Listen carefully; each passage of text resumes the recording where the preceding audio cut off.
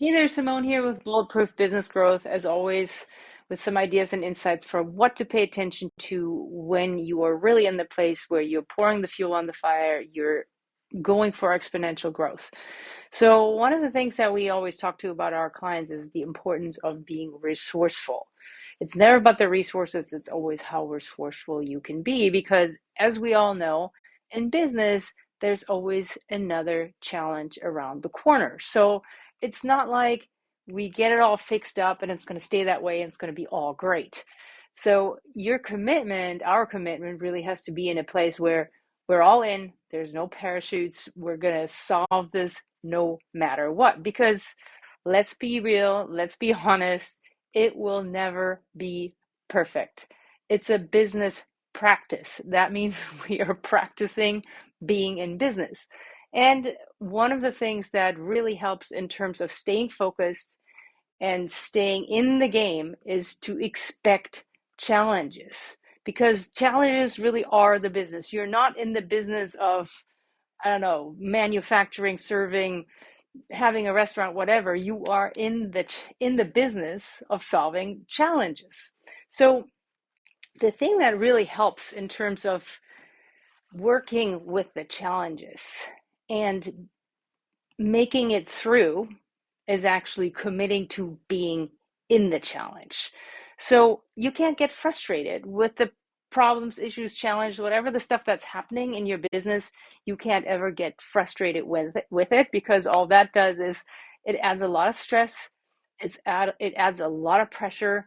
And that's one of the main reasons why people get burned out because they're focused on getting through, and through never happens. It's just another level and another level and another level of challenges as things go on. So when you think about what your job as the CEO is in the face of challenges is getting under the hood, like really looking deep. You can't get angry and frustrated about it.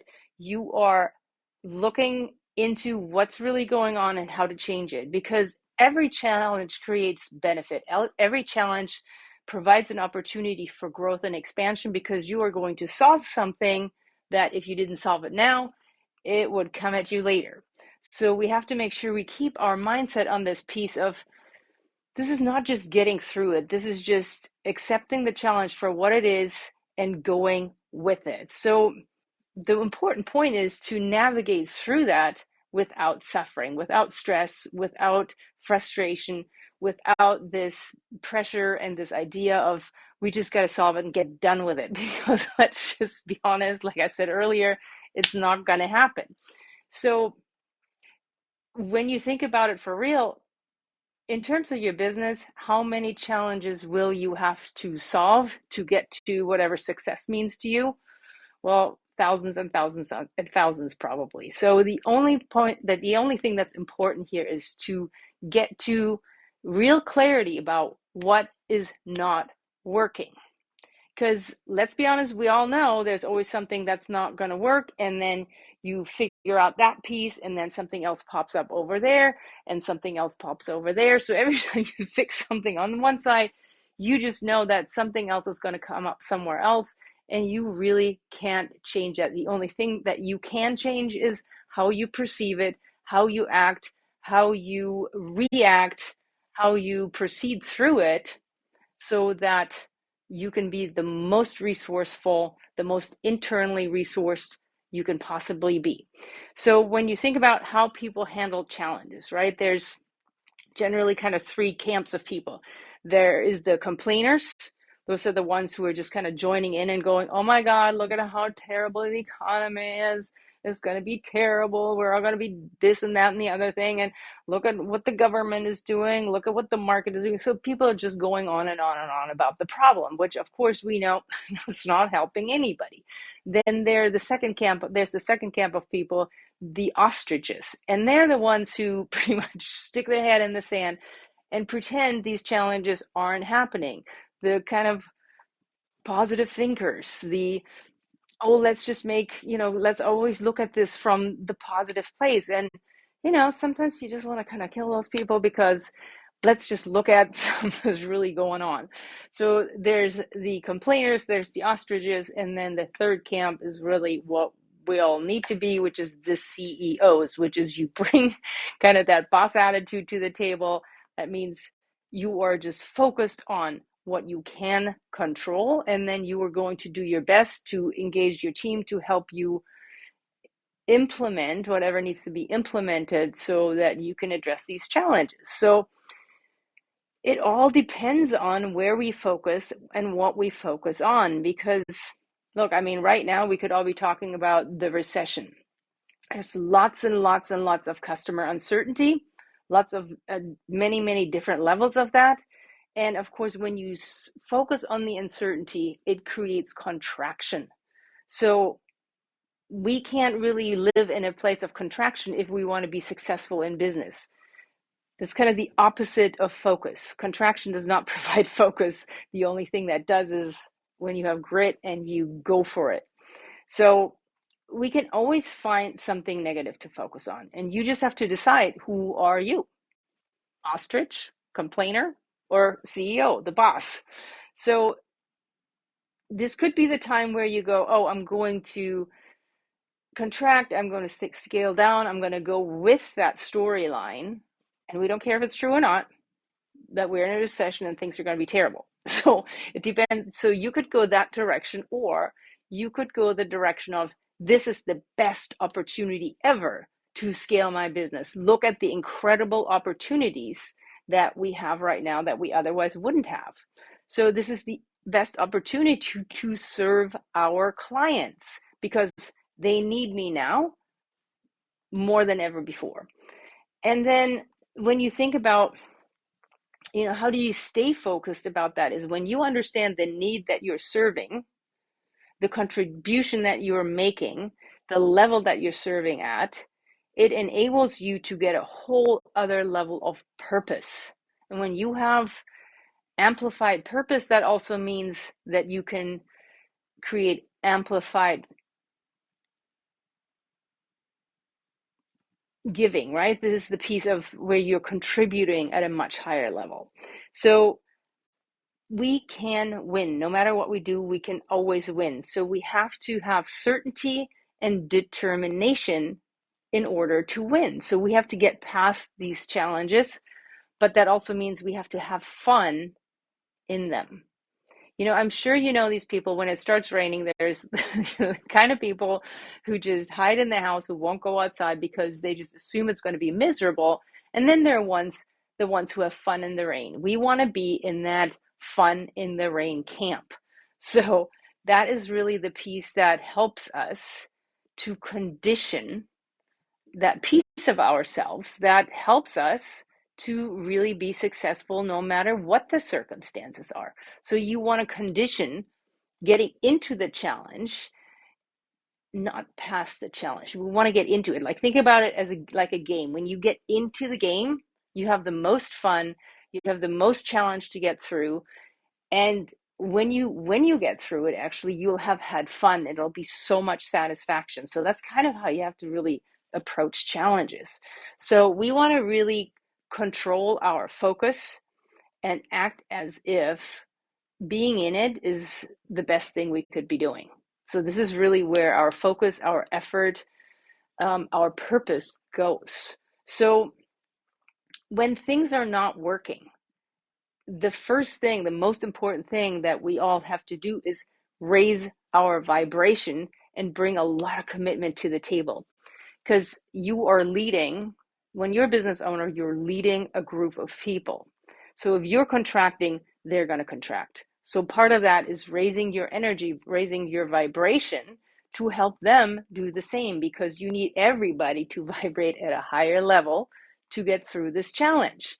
So first of all, when there's a challenge, you want to be transparent to your team about it. You want to tell them about it. You want to make sure they understand the challenge, they understand how they contribute, how they can contribute to solving it, what their role is, what the goal is in this challenge.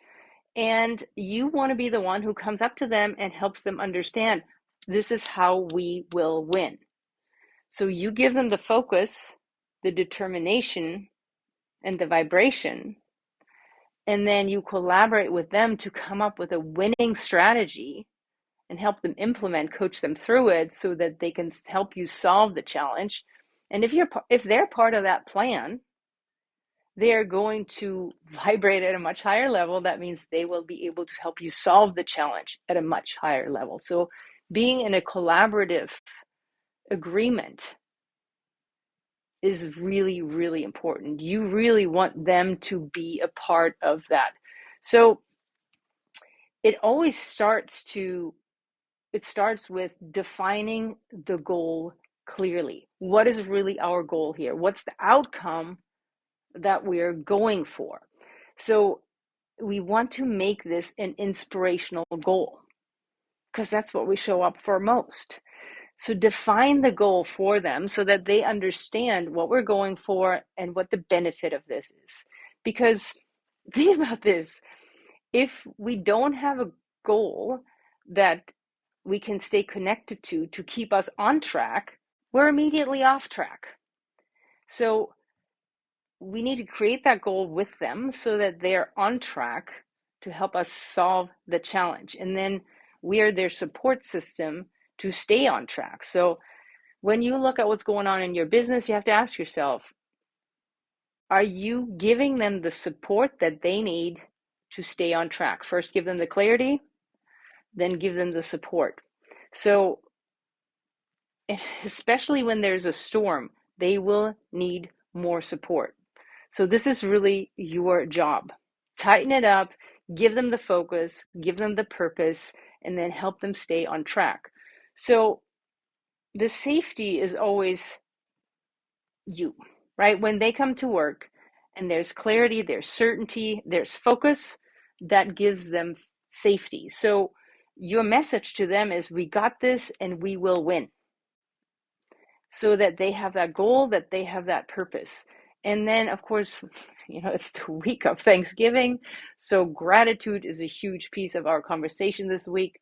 So having the gratitude as part of this conversation, that in the middle of a storm, we can win, and we're grateful for the lessons, the learning, and the go forward that we're getting from this. So this is the benefit from the challenge. We're going through it, and this is what it will do for us so that we can actually get through it while we're in it. I know this is very complicated, but this is really the piece that's so important. And a part of that, leading our team through challenges, is that we bring accountability and standards to the table so that we can hold them accountable to help us implement, so we can all go through this challenge and be in this challenge together. And I know for a lot of our business owner, CEO clients, holding their team accountable is one of the toughest things for them. For one thing, they don't know how, and they also somehow think that it's a negative thing to do, because that sometimes means you have to have tough conversations. That means you have to get through conflict. That means you may have to propose consequences that are not comfortable. But when you look at what it means to your team to be successful, what it means for them to grow in their life and in business, it is truly an act of love and service to hold them accountable, to set standards, to set goals, and to have them be committed to that. And that is really what the accountability is. It's giving them inspiration and giving them, or requiring the discipline that they need to deliver on it. And that's accountability. So for us as leaders, holding our team accountable is an act of love and service. And it's incredibly important that you do that for them, because the consequences for not having a highly performing team, well, we all know what that feels like. So everything starts with goals, clarity, and amplified purpose. So we want to make sure that we can deliver that for the team. And, when we talk about holding people accountable, one of the things that we have to do is we have to wipe out any negative association with accountability and discipline, because for a lot of people, it means a whole lot of things that are not terribly helpful. So we want to position this as we are coaching the team. We are behind. Here's why. I have a good plan, but I want everybody's brain in the game so that we can get to the best possible outcome and that you are part of this game, and then set them loose to go and solve that challenge and bring their highest value, their highest purpose to the table. So I encourage you to reframe your thinking about accountability and setting clear goals and expectations for your team so that you set them up to win, which also means that no matter what the storm, you can move through this challenge. So, because you know what? Here's the truth. If they violate your structure and your standards, if they don't deliver on the promise that they made, they're burning company money, and nobody can afford that. So bring the 3 C's to the table: certainty, clarity, and caring. Then empower them to and give them the insights for what the benefits are, and then hold them accountable for your next higher level goals. So I hope this helped. If you want to see more, we have a new training out there that is absolutely amazing. Go to bulletproofbusinessgrowth.com, bulletproofbusinessgrowth.com. Check out the training and let us know how we can support you. Have a great week and happy Thanksgiving.